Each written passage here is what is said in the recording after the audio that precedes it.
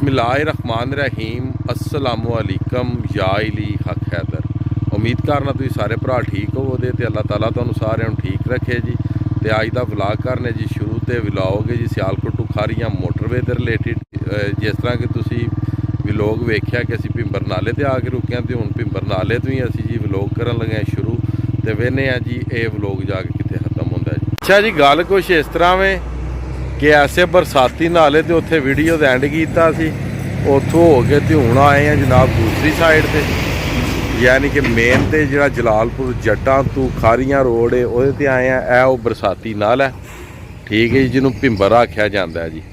तो हुण मजीद वेहने आ कि अगला जिहड़ा वीडियो का टोटा वे वो कित्थों जनाब जाके जुड़ता है। मजीद इस मेहनत नूं मद्देनज़र रखदिआं होइआं अकाउंट नूं तुसां फॉलो लाजमी करना है।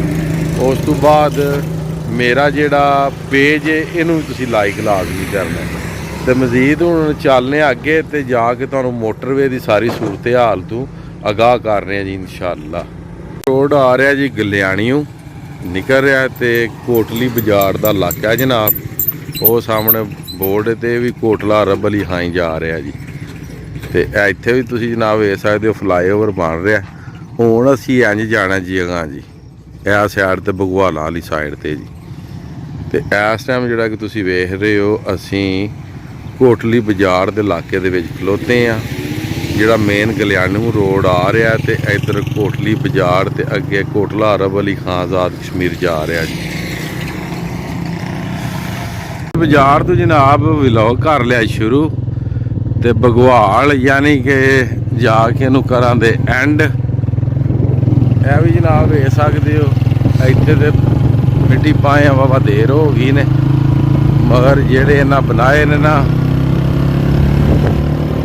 पानी वास्ते निकासियां इन्हें बनाई ने वो टोटल तकरीबन बन चुकी ने। जड़ियाँ छोटियां ने तो वड्डे जेड़े कुछ ब्रिज ने कुछ फ्लाईओवर ने वो हले तैयार हो रहे हैं।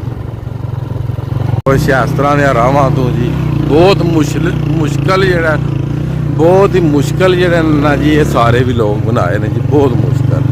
तो गर्मी भी काफ़ी ज़्यादा तकरीबन टैंपरेचर है जी 48 का जी।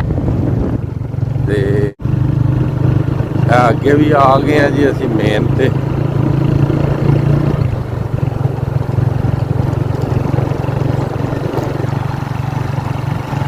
ये आ रहा जी रोड गलियाणे तो आ रहा जिस रोड से असी हुण चले हैं जी। तो लैड़ी वाल रसूलपुर वाल जा रहा जी। उस रोड से असी पहुँच चुके हैं जिहदी अक्सरीयत में तुसीं वीडियो वेंदे रहे हो।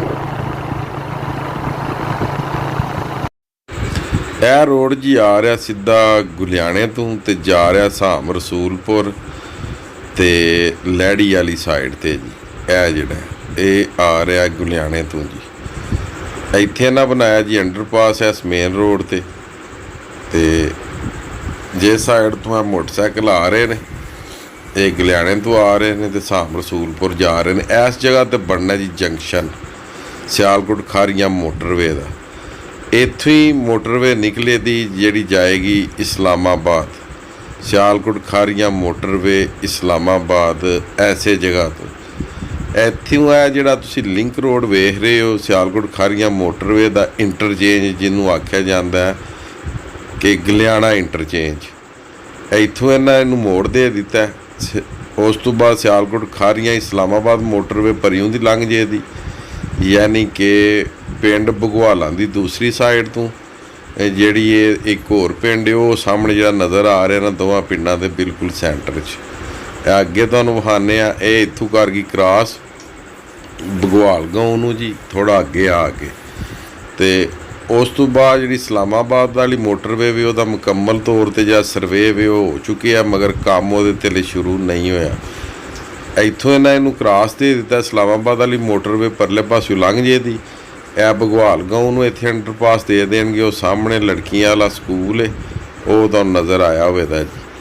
यह अंडरपास बने दा बगवाल गाँव का जी लिंक का वो पर लड़कियां वाला स्कूल है वो सामने जी अगे। असी हुण जाना में ये उत्ते उत्ते जिथे काम शुरू होया असी फिर पै गए हैं जी इसी सियालकोट खारियां मोटरवे दी जी।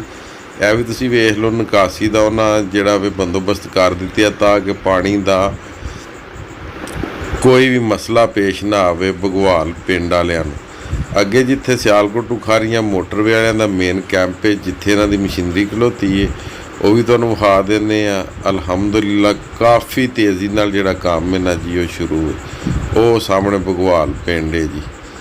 ਤੇ ਜਿਹੜੇ ਬੰਦੇ ਤੇ ਇਸ ਰਾਹ ਤੇ ਹੁੰਦੇ ਨੇ ਸਾਰਿਆਂ ਨੂੰ ਪਤਾ ਹੈ, ਇਹ ਜਨਾਬ ਇੱਥੇ ਮਸ਼ੀਨਰੀ ਖਲੋਤੀ, ਕਿਸੇ ਮਸ਼ੀਨਰੀ ਦੀ ਜ਼ਰੂਰਤ ਜਿਹੜੀ ਜਗ੍ਹਾ ਤੋਂ ਪਵੇ ਉਹ ਇੱਥੋਂ ਹੀ ਜਾਂਦੀ ਹੈ ਜੀ, ਇਸ ਜਗ੍ਹਾ ਤੋਂ ਹੀ ਜੀ, ਸਿਆਲਕੋਟ ਖਾਰੀਆਂ ਮੋਟਰਵੇ 'ਤੇ ਜੀ। ਬਕਾਇਆ ਤੁਸੀਂ ਆ ਦੁਰਮਟ ਰੂਲੇ ਵੇਖ ਲਓ, ਹੋਰ ਮਸ਼ੀਨਰੀ ਵੇਖ ਲਓ FW ਦੀ, ਮਾਸ਼ਾਅੱਲਾ ਕਾਫੀ ਜ਼ਿਆਦਾ ਜਿਹੜੀ ਮਸ਼ੀਨਰੀ ਹੈ ਇੱਥੇ ਦਸਤਿਆਬ।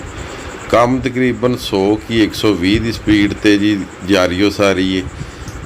ਤੇ ਹੁਣ ਅਸੀਂ ਬਗਵਾਲ ਗਾਉਂ ਦੇ ਵਿੱਚੋਂ ਨਿਕਲ ਕੇ ਤੇ ਅਸੀਂ ਜਾਣਾ ਜੀ ਢੱਲ ਕੈੜ, ਜਿੱਥੇ ਕਿ ਤੁਸੀਂ ਇਹ ਆ ਸਕਦੇ ਹੋ ਸਿਆਲਕੋਟ ਟੁਖਾਰੀਆਂ ਮੋਟਰਵੇ ਦਾ ਇੰਟਰਚੇਂਜ। ਤੇ ਅਲਹਮਦੁਲਿਲਾ ਜੀ ਅਸੀਂ ਇਸ ਟਾਈਮ ਢੱਲ ਕੈੜ ਪਹੁੰਚ ਆਏ ਆ। ਤੇ ਢੱਲ ਕੈੜ ਕਿੰਜ ਪਹੁੰਚੇ ਆ ਕਿ ਜਿਹੜਾ ਗਲਿਆਣਾ ਚੌਕ ਉੱਥੋਂ ਤੁਸੀਂ 1.5 ਤੋਂ 2-3 ਕਿਲੋਮੀਟਰ ਅੱਗੇ ਆ, ਉਹਨਾਂ ਖਾਰੀਆਂ ਕੈਂਟ ਵਾਲੀ ਸਾਈਡ 'ਤੇ ਜਿਹੜਾ ਰੋਡ ਜਾਂਦਾ ਵੇ, ਇੱਕ ਤੇ ਗਲਿਆਣਾ ਚੌਕ ਦੇ ਵਿੱਚੋਂ ਲੈਫਟ ਹੈਂਡ ਹੋ ਕੇ ਤੁਸੀਂ ਟੁਰ ਜਾਂਦੇ ਹੋ ਬਿਸਮਿਲ੍ਲਾ ਚੌਕ, ਉੱਧਰ ਨਹੀਂ ਬਿਲਕੁਲ ਤੁਸੀਂ ਸਿੱਧੇ ਆਓ ਤੇ ਅੱਗੇ ਢੱਲ ਕੈੜ ਆ ਜਾਂਦਾ, ਜਾਂ ਕੈਂਟ ਨੂੰ ਪੁਰਾਣਾ ਰਾਹ ਜਾਂਦਾ ਹੁੰਦਾ ਸੀ ਕਦੇ। ਠੀਕ ਹੈ ਜੀ, ਇਹ ਢੱਲ ਕੈੜ ਤੱਕ ਤੇ ਅਸੀਂ ਪਹੁੰਚ ਆਏ ਹਾਂ ਅਲਹਮਦੁਲਿਲਾ।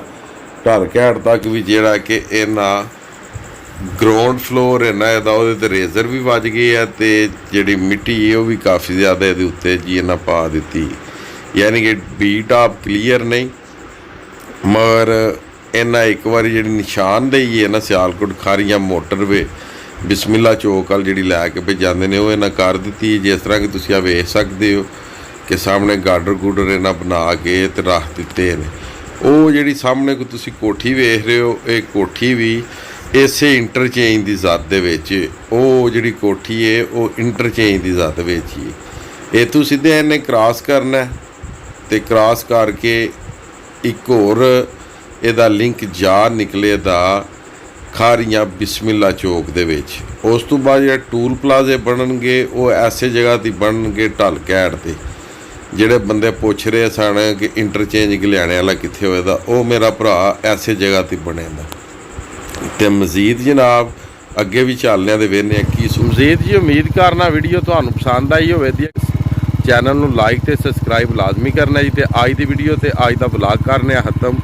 ਮੈਨੂੰ ਦਿਓ ਇਜਾਜ਼ਤ। ਅੱਲਾਹ ਤਾਲਾ ਤੁਹਾਨੂੰ, ਤੁਹਾਡੀ ਫੈਮਿਲੀ ਨੂੰ, ਤੁਹਾਡੇ ਬੱਚਿਆਂ ਨੂੰ ਦੁਨੀਆ ਤੇ ਆਖਰਤ ਦੀਆਂ ਤਮਾਮ ਖੁਸ਼ੀਆਂ ਨਸੀਬ ਫਰਮਾਏ।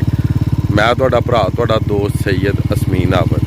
ਨੈਕਸਟ ਵੀਡੀਓ ਆਉਣ ਤੱਕ ਜ਼ਿਆਦਾ ਆਪਣਾ ਖਿਆਲ ਰੱਖਿਓ ਤੇ ਆਪਣੀਆਂ ਖਾਸ ਦੁਆਵਾਂ 'ਚ ਮੈਨੂੰ ਯਾਦ ਰੱਖਿਓ। ਤੇ ਇਨਸ਼ਾਅੱਲਾ ਮਿਲਨੇ ਆ ਜੀ ਕਿਸੇ ਨੈਕਸਟ ਵੀਡੀਓ ਦੇ ਨਾਲ।